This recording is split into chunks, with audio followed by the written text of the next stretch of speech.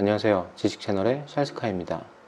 어른이를 위한 기초수학, 오늘은 명제입니다. 내용을 진행하기에 앞서서 우리가 명제를 왜 배우는지에 대해서 한번 생각을 해보도록 합시다. 여러분들은 왜 수학을 공부해야 한다고 생각하시나요?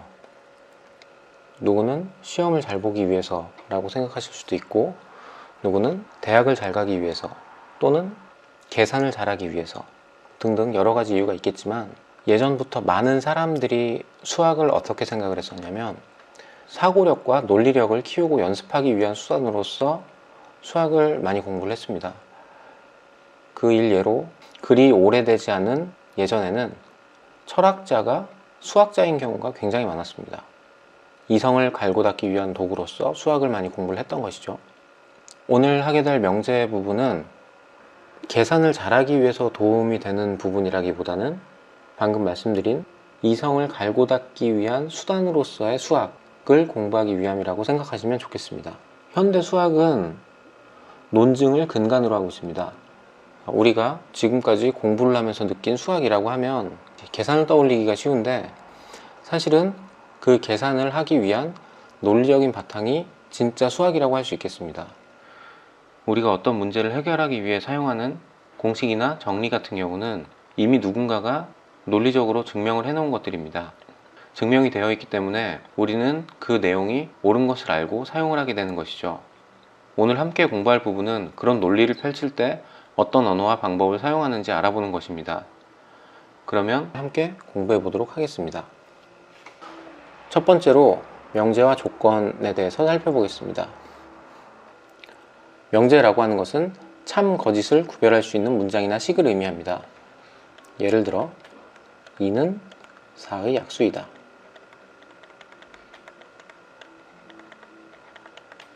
2가 4의 약수인지 아닌지 우리는 판단할 수가 있습니다. 약수가 맞죠. 따라서 이 문장은 명제가 됩니다. 그리고 이 문장이 맞는 말을 하고 있기 때문에 이 명제는 참인 명제가 되겠습니다. 다음 예로 샬스카는 멋있다. 이 문장은 명제가 될 수 없습니다. 왜 그러냐면 멋있다라는 말은 주관적인 생각이기 때문에 참, 거짓을 판단할 만한 기준을 세울 수가 없습니다. 물론 주변 사람들은 참인 어쨌든 명제는 아닙니다. 다음으로 100은 3의 배수이다 라는 문장은 100이 3의 배수인지 아닌지 우리는 판단할 수가 있습니다. 100은 3의 배수가 아니죠. 따라서 얘는 명제가 됩니다. 거짓인 명제가 되겠죠. 가끔 거짓인 명제가 명제가 아니라고 생각하는 분들이 있는데, 거짓인 명제도 참, 거짓을 구별할 수 있는 거니까 명제가 됩니다. 다음으로 이런 문장을 살펴보겠습니다. x는 6의 약수이다.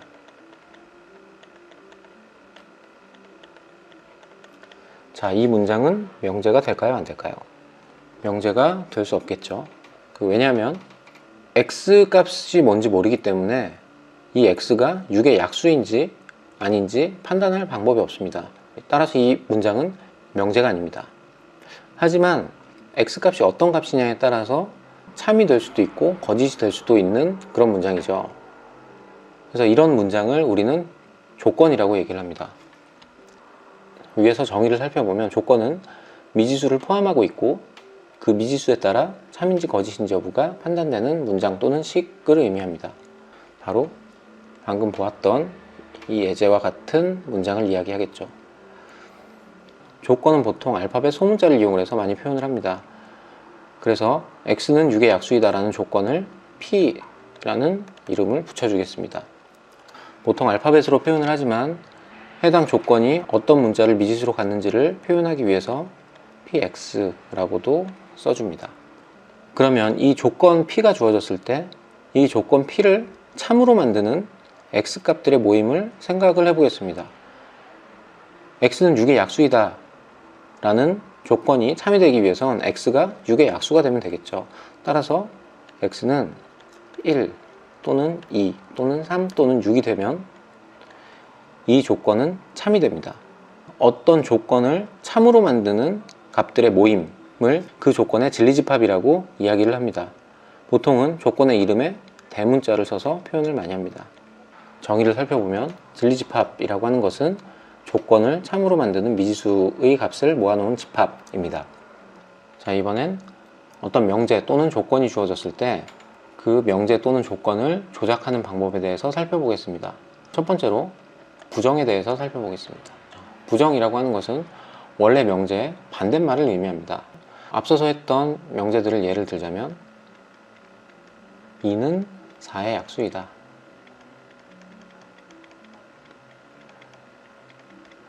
자, 이 명제를 부정을 하면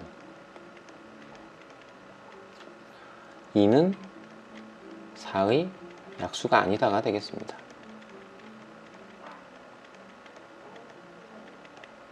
다음 100은 3의 배수이다 라는 문장을 부정을 하면 100은 3의 배수가 아니다가 되겠습니다. 여기서 흥미로운 사실을 발견을 할 수가 있는데, 자, 원래 명제 2는 4의 약수이다는 참이었습니다. 그럼 이 명제를 부정을 한 2는 4의 약수가 아니다는 거짓이 됩니다. 다음으로 100은 3의 배수이다 라는 명제는 거짓인 명제였는데, 이 명제를 부정을 하고 나니까 참인 명제가 되었습니다. 부정을 하게 되면 참인 것은 거짓이 되고 거짓인 것은 참이 됩니다. 당연하죠. 자, 이번에는 조건을 부정해 보겠습니다. x는 6의 약수이다. 이 조건을 부정을 하면 x는 6의 약수가 아니다 로 표현을 할 수 있겠습니다. 원래의 명제 또는 조건을 P라고 했을 때 P를 부정을 하면 물결 P로 표현을 하고 읽는 것은 not P라고 읽습니다. 이런 표기법을 쓸 때도 있습니다. 기역자의 가로획을 길게 늘려놓은 것처럼 표현하는 것이죠. 자, 그러면 이 조건의 진리집합을 한번 생각을 해보겠습니다. 먼저 원래 조건인 x는 6의 약수이다의 진리집합은 1, 2, 3, 6이라고 했습니다. not p인 x는 6의 약수가 아니다 라는 조건의 진리집합을 생각을 해보면 이 조건이 참이 되기 위해서는 x는 6의 약수가 아니어야 하기 때문에 6의 약수가 아닌 나머지 숫자들의 집합이라고 생각을 할 수가 있겠습니다. 다시 얘기해서 p의 여집합이라는 것을 알 수가 있습니다. 자, 다음으로 두 개의 조건이 주어졌을 때 그 두 조건을 결합하는 방법에 대해서 생각해 보겠습니다. 여기서는 전체 집합을 1부터 10까지의 자연수라고 생각하겠습니다.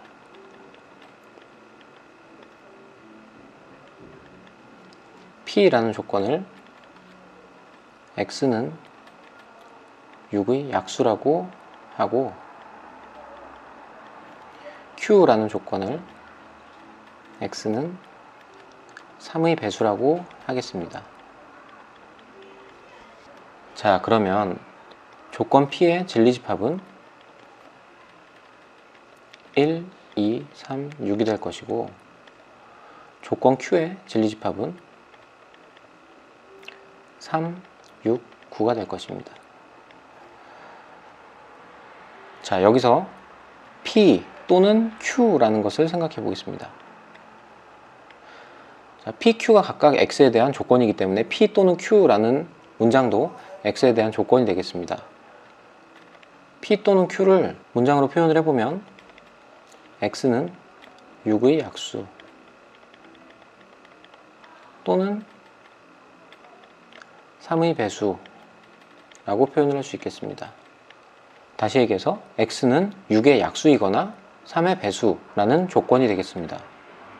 자, 그럼 p 또는 q라는 조건의 진리집합을 한번 생각을 해보면 x가 6의 약수이거나 3의 배수이면 되기 때문에 6의 약수인 1, 2, 3, 6에다가 3의 배수인 3, 6, 9를 포함을 하고 있는 집합이 바로 p 또는 q라는 조건의 진리집합이 되겠습니다. 그런데 이 집합을 잘 살펴보면 p와 q의 합집합이 되는 것을 알 수가 있습니다. 자, 여기서 우리는 p 또는 q라는 조건의 진리집합은 각 조건의 진리집합의 합집합이 되는 것을 확인할 수가 있습니다.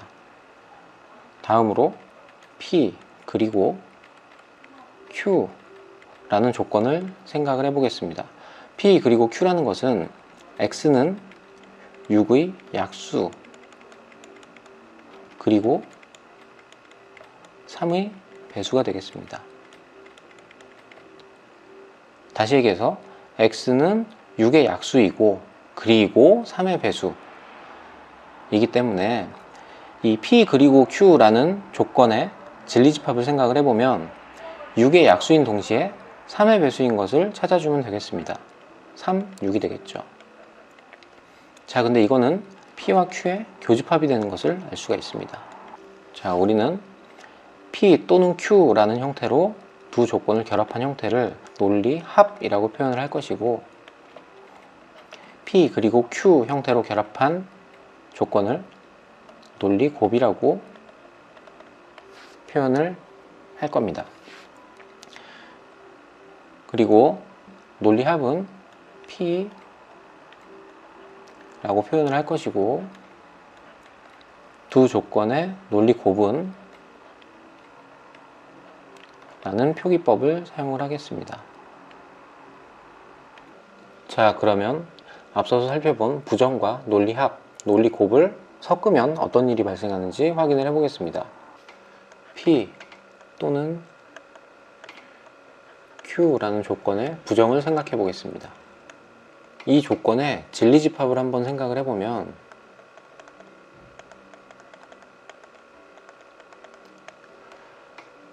p 또는 q라는 조건의 진리집합은 p 합집합 q였고 부정을 한 것은 여집합이라고 했기 때문에 이렇게 되는 것을 확인할 수가 있습니다.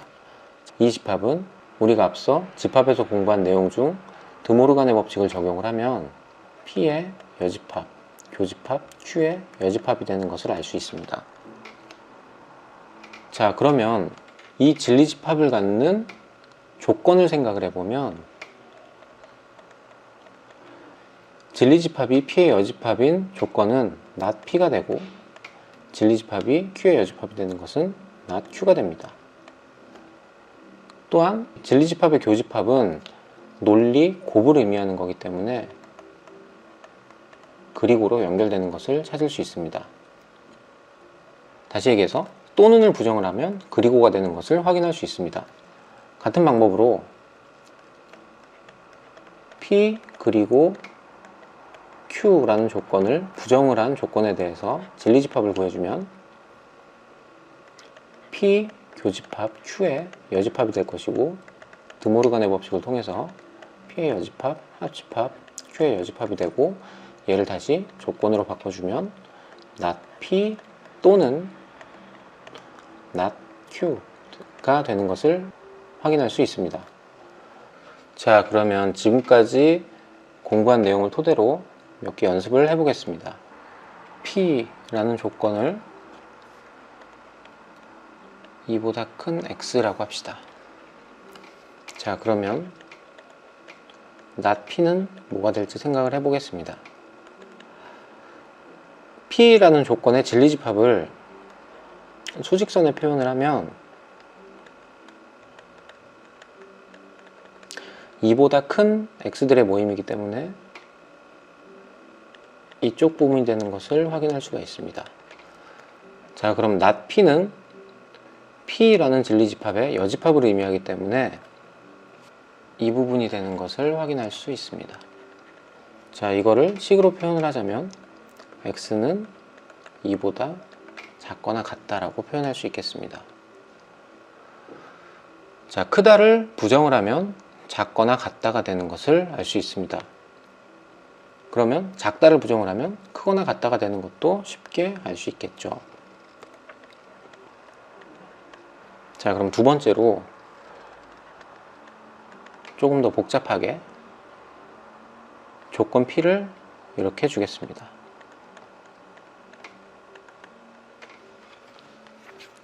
자, 그러면 not P는 뭐가 될까요? 역시 수직선으로 표현을 해주면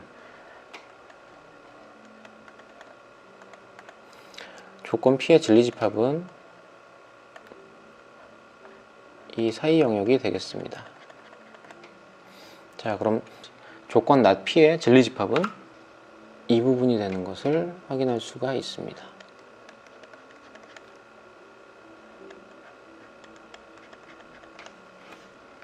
자, 이거를 수식으로 표현을 해주자면 x는 마이너스 1보다 작거나 또는 x는 1보다 크다 라고 생각을 할 수가 있겠습니다. 수직선을 그리지 않고 생각을 하자면 이 P라는 조건은 사실은 x가 마이너스 1보다 크거나 같고 그리고 x는 1보다 작다 였다는 것을 생각을 하면 쉽게 변환이 가능합니다. 자, 세 번째로 모든 x는 정수이다 라는 조건을 생각해 보겠습니다. 자, P가 이렇게 주어졌을 때 not P는 어떻게 될까요? 모든 x는 정수이다의 부정은 어떤 x는 정수가 아니다가 되겠습니다. 혹시 모든 x는 정수가 아니다 라고 생각하신 분들이 있을 수 있는데 이 문장을 잘 생각을 해보면 모든 x는 정수이다의 부정은 모든 x가 정수는 아니다 라는 말이 되겠습니다. 그 말을 다시 표현을 하자면 정수가 아닌 x가 존재한다 라는 말이 되겠죠. 그게 바로 이 말이 되겠습니다. 어떤 x는 정수가 아니다. 우리가 위에서 지금까지 살펴본 내용을 정리를 하자면 그리고를 부정을 하면 또는이 되고 또는을 부정을 하면 그리고가 됩니다. 모든을 부정을 하면 어떤이 되고 어떤을 부정을 하면 모든이 되는 것을 알 수 있습니다. 자, 다음으로 조건문에 대해서 살펴보겠습니다. 조건문은 두 개의 조건을 결합해서 만든 명제를 의미합니다. 여기서 이야기하는 결합이라고 하는 것은 앞에서 논리 곱이나 논리 합을 의미하는 것이 아니고 자, 다음과 같은 형태로 결합한 것을 의미합니다. 예를 들어 P라는 조건을 x가 4의 배수라 하고 Q라는 조건을 x가 2의 배수라고 하겠습니다. 위에서 살펴본 부정이나 논리곱, 논리합 같은 경우는 그 두 조건을 결합을 해도 조건이 되죠. 하지만 여기서는 그 두 조건을 결합을 해서 명제를 만들도록 하겠습니다. 어떤 방법을 이용할 거냐면 자, 이렇게 표현을 해보겠습니다. x가 4의 배수이면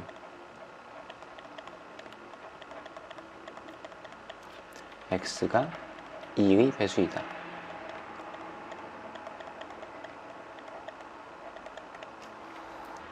이 문장을 살펴보면 이 문장은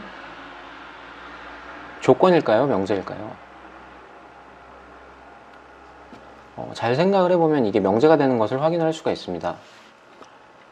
왜냐하면 4의 배수를 생각을 하면 4, 8, 12, 16 이런 숫자들이 있는데 그것들은 전부 2의 배수이기 때문에 이것은 맞는 문장이 됩니다. 이렇게 만들어진 명제를 조건문이라고 이야기를 하고 이렇게 표현을 합니다. P, 화살표, Q. 읽는 방법은 P이면 Q이다 라고 읽습니다.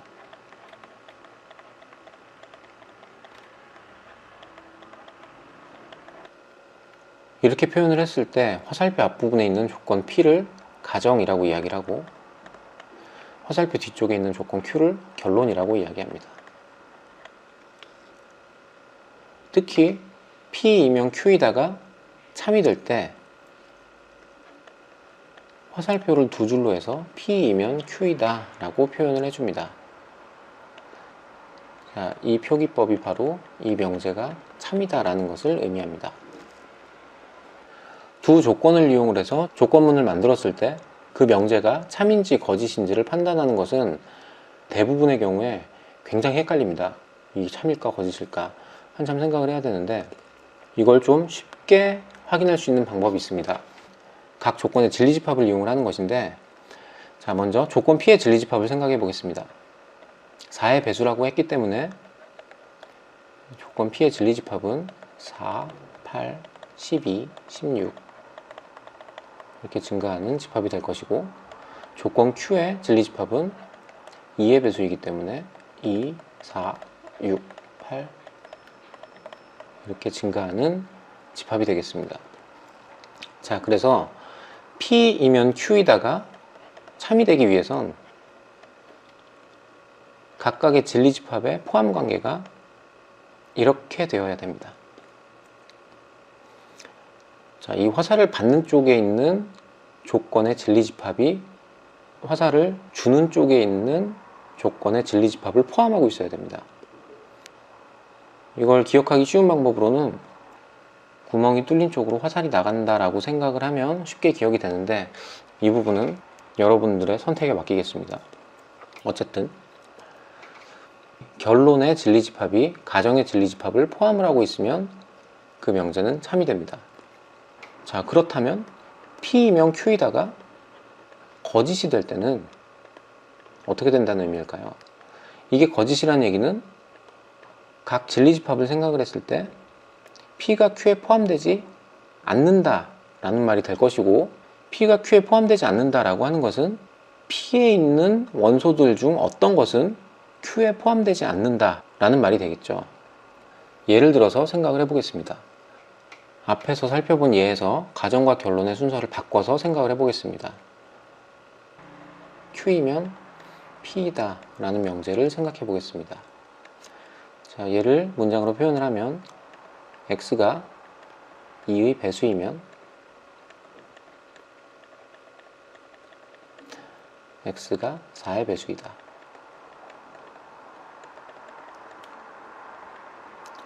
자, 이 명제가 참인지 거짓인지 생각을 해보겠습니다. 2의 배수인 모든 X가 4의 배수가 되면 이 명제는 참이 되겠죠. 하지만 2의 배수 중에 어떤 하나라도 4의 배수가 되지 못하면 얘는 거짓인 명제가 될 것입니다. X가 2일 때를 생각을 해보면 X는 2의 배수이지만 4의 배수는 아닌 숫자입니다. 이 말은 조건 Q의 진리집합인 Q가 조건 P의 진리집합인 P에 포함되지 않는다 라는 말이 됩니다. 따라서 Q이면 P이다 라는 말은 거짓이 되겠습니다. 여기서 X는 2 같은 이런 원소들을 반리에라고 합니다. 자, 이번에는 어떤 조건문이 있을 때 그 조건문과 관련 있는 다른 조건문들을 살펴보도록 하겠습니다. P이면 Q이다 라는 조건문을 가지고 이야기를 하겠습니다. 자, P이면 Q이다의 결론과 가정의 위치를 바꾼 것을 역이라고 이야기합니다. 그리고 P이면 Q이다 라는 조건문의 가정과 결론에 각각 부정을 취해준 명제를 이라고 얘기합니다. 그리고 역을 해주고 이를 취한 것을 대우라고 이야기합니다. not Q이면 not P이다가 되겠습니다. 자, 그러면 앞서 다뤘던 이 예제에 대해서 역, 이, 대우를 살펴보도록 하겠습니다. 자, 먼저 첫 번째로 원 명제를 P이면 Q이다 라고 하겠습니다. 이 명제를 문장으로 나타내면 X가 4의 배수이면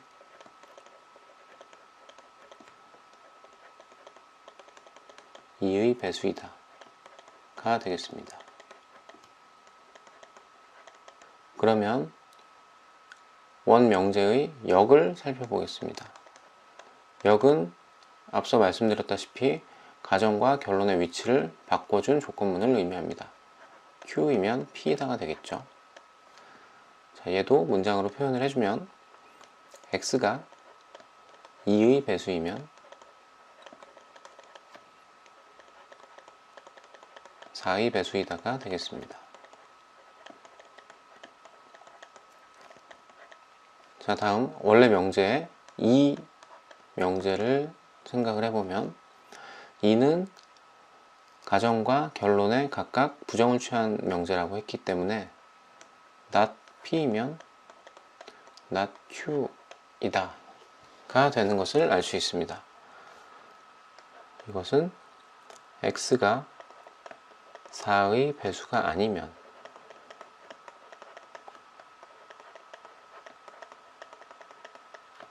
이의 배수가 아니다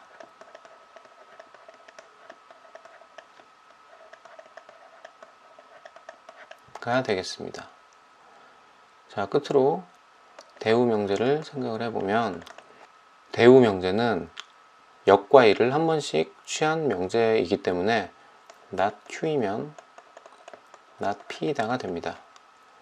X가 2의 배수가 아니면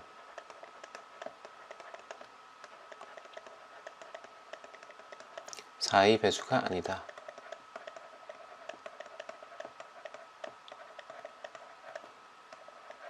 가 되겠습니다.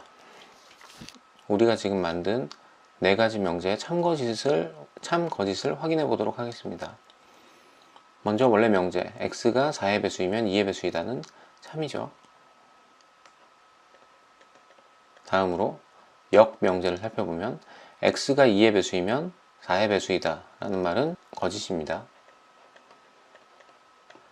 X가 2일 때 생각을 해보면 이 명제가 맞지 않는다는 것을 알 수 있겠습니다. 이런 X값들을 발리에라고 한다 했었죠. 다음으로 X가 4의 배수가 아니면 X는 2의 배수가 아니다. 이 명제 역시 거짓입니다. 여기서와 마찬가지로 X가 2일 때 생각을 해보면 4의 배수가 아니지만 2의 배수가 맞게 되기 때문에 이 명제가 틀렸다는 것을 보여주는 예입니다. 끝으로 not Q이면 not P이다를 살펴보면 각각의 진리집합을 생각을 해보면 not Q의 경우는 Q의 여집합, not P의 경우는 P의 여집합이 되는 것을 앞서서 우리는 함께 공부를 했습니다. 이 두 진리집합 사이의 포함관계가 이런 식으로 되면은 이 명제는 참이 되는 것을 알고 있습니다. 그런데 원래 명제가 참이기 때문에 P의 진리집합 대문자 P와 Q의 진리집합 대문자 Q 사이에는 이런 포함관계가 성립합니다. 따라서 이 포함관계는 맞는 말이 되겠죠. 즉, 이 대우명제는 참이 됩니다. 방금 사용했던 P가 Q에 포함이 되면 Q의 여집합이 P의 여집합에 포함이 된다 라는 식이 이해가 되지 않으시는 분들은 벤 다이어그램을 그려보시면 쉽게 눈으로 확인할 수 있습니다.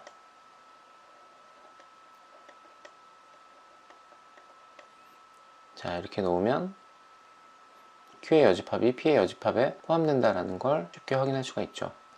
결과를 살펴보면 원래 명제가 참이고 대우 명제가 참이 됐습니다.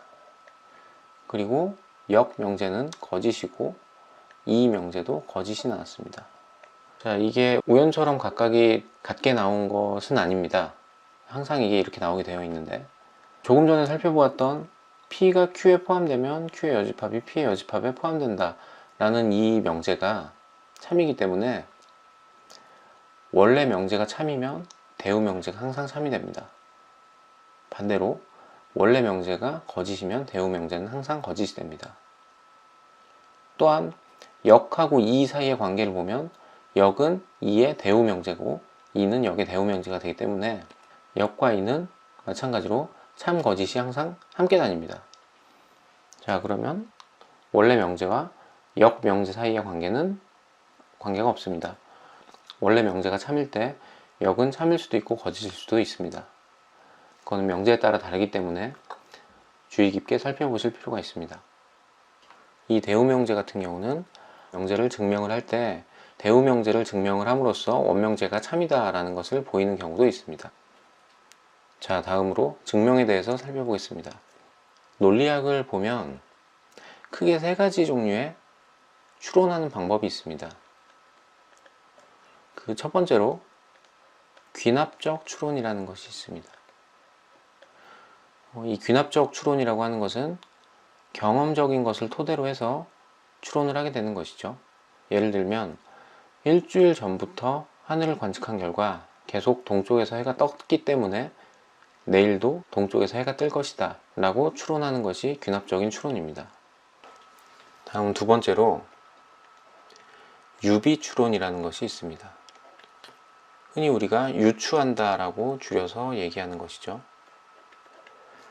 자, 유비 추론은 어떤 거냐면 이 유비 추론은 어떤 거냐면 A와 B라는 대상을 비교를 할 때 A가 X, Y, G라는 성질을 가지고 있고 B가 X, Y라는 성질을 현재 가지고 있다고 생각을 해봅시다. 자, 그러면 A와 B는 비슷하기 때문에 B도 아마 G라는 성질을 가지고 있을 것이다 라고 추론을 하는 것이 유비추론입니다. 다음은 세 번째로 연역적 추론이 있습니다. 연역적 추론이라고 하는 것은 3단 논법으로 대변이 가능한데 3단 논법이란 이런 것을 의미합니다. A면 B이다. 그리고 B면 C이다. 따라서 A면 C가 된다 라고 추론을 하게 되는 것이죠. 자, 이 연역적 추론이 수학에서 증명을 할 때 사용하는 추론 방법입니다. 이 연역적 추론을 통해서 어떤 명제를 증명을 하고 이론을 펼쳐나가게 됩니다. 기본적인 논리의 전개는 연역적으로 논리를 전개해 나가는데 그 전개하는 과정 중에서 증명하는 테크닉이 하나 있습니다. 그거를 잠깐 소개하고 마치도록 하겠습니다. 귀류법이라고 하는 방법입니다. 정의를 살펴보면 결론을 부정해서 가정과의 모순을 이끌어내는 증명법이다 라고 굉장히 알아듣기 힘들게 표현이 되어 있습니다. 이렇게 표현이 되어 있긴 하지만 실제로는 되게 간단한 방법입니다. 우리가 현실에서도 많이 사용을 하고 있고 이게 어떤 거냐면 예를 들어 금요일 밤에 집에 들어가서 잤는데 여자친구한테 클럽을 갔다 라고 오해를 받는 상황이라고 생각을 해봅시다. 자, 여자친구가 금요일날 클럽 갔지? 라고 물어보면 남자들은 어떻게 반응을 하나요? 안 갔어 라고 하겠죠. 그럼 여자친구가 거짓말하지마 갔잖아 라고 얘기하면 그럼 남자들은 가지 않았다는 증거를 찾게 될 겁니다. 클럽을 가 있을 만한 시간에 컴퓨터를 사용했다라는 흔적이 남아있다 라고 한다면 우리는 이렇게 얘기를 할 겁니다. 야, 내가 클럽을 갔으면 이 시간에 컴퓨터를 사용할 수 있었겠냐? 라고 얘기를 할 겁니다. 이게 바로 귀류법입니다. 클럽을 가지 않았다라는 것을 증명하기 위해서 클럽을 가지 않았다라는 결론을 부정을 해서 클럽을 갔다라고 가정을 하면 클럽을 가 있는 동시에 집에서 컴퓨터를 사용했다라는 모순된 결론을 얻게 됩니다. 이러한 모순은 처음에 클럽을 갔다라고 잘못된 가정을 함으로써 발생한 거기 때문에 가정이 잘못됐다, 즉 클럽을 가지 않았다라는 결론을 얻게 되는 겁니다. 자, 이 귀류법을 설명을 하면서 가장 많이 사용되는 예제가 있는데 그 예제를 한번 같이 풀어보겠습니다. 루트 2는 무리수이다. 모두가 알고 있는 명제인 루트 2는 무리수이다를 증명을 해보도록 하겠습니다. 귀류법을 사용하겠습니다. 이 결론을 부정을 해서 시작하겠습니다. 루트 2가 무리수가 아니라면, 자, 이 말은 루트 2가 실수라는 것은 우리가 모두 알고 있기 때문에 루트 2가 무리수가 아니면 루트 2는 유리수가 돼야 됩니다. 따라서 루트 2는 정수분의 정수 형태로 쓸 수가 있어야 됩니다. 여기서 P와 Q는 정수의 원소이고 서로 소라고 가정을 합시다. 서로 소라는 말은 최대 공약수가 1이라는 말입니다. 자, 그러면 양변에 P를 곱해서 루트 2 P는 Q라는 식을 얻어낼 수 있습니다. 자, 여기서 양변을 제곱을 해주면 이 P제곱은 Q제곱이 됩니다. 좌변은 2 곱하기 어떤 정수가 됐기 때문에 짝수가 됩니다. 그럼 당연히 그거랑 같은 Q의 제곱도 짝수가 돼야겠죠. 어떤 숫자를 제곱을 했는데 짝수가 되면 그 숫자는 홀수일까요? 짝수일까요? 당연히 짝수가 돼야겠죠. 이 말은 Q가 2 곱하기 어떤 정수 형태로 쓰여진다라는 말이 됩니다. 자, 그러면 이 원래식 별표라고 하면 이 별표식이 어떻게 되냐면 이 P제곱이 Q제곱이었는데 이 Q가 2K라고 했기 때문에 2K 전체의 제곱이 될 것이고 4K 제곱이 될 겁니다. 자, 그러면 P제곱은 2K 제곱이 됩니다. 자, 그럼 이거는 앞에서와 똑같은 논리로 우변이 지금 짝수이기 때문에 좌변 짝수가 돼야 되고 P가 2 곱하기 L 형태로 쓰여진다라는 것을 의미합니다. 자, 그럼 어떤 사태가 발생하냐면 Q는 2 곱하기 어떤 정수 형태고 P 역시 2 곱하기 어떤 정수 형태가 됩니다. 이 말은 우리가 처음에 가정했던 서로소라는 말의 모순이 됩니다.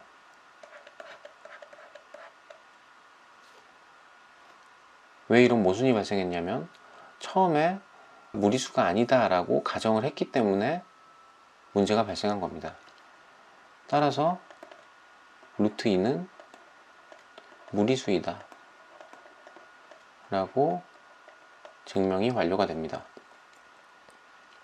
자, 여담으로 모순을 이렇게 표현을 많이 하는데 얘가 의미하는 바는 사실 이겁니다. 화살표 두 개가 양쪽에서 와서 충돌한다, 그러니까 논리에 충돌이 발생한다 라는 의미입니다.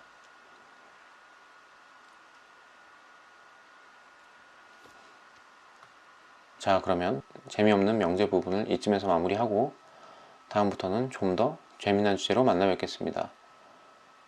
끝까지 시청해 주셔서 감사합니다.